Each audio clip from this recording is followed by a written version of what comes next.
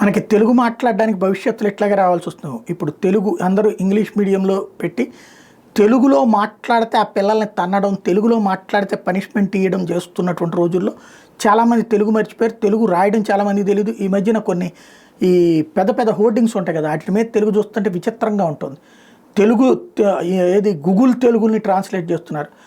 Washroom అంటే శుభ్రము చేయు గది అని పెట్టారనమాట. అట్లాగా ఉంటున్నాయి.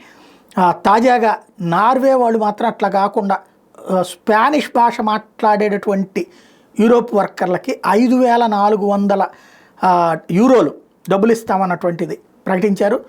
అంటే ఎక్స్పీరియన్స్ కావాలి, ప్లస్ మా భాష మీద అవగాహన మీకు ఉంటే కనుక మీకు ఎక్కువ మిగతా వాళ్ళకంటే ఎక్కువ ఒక 5,400 యూరోలు డబ్బులు ఇస్తామని చెప్పి ఆ విధమైన ఆఫర్లు పెడుతున్నారు. భవిష్యత్తులో మనం కూడా హిందీలో మాట్లాడితే ఇంత ఇస్తాం, తెలుగులో మాట్లాడితే ఇంత ఇస్తాం అని చెప్పి ఆఫర్లు పెట్టే పరిస్థితి వస్తుంది.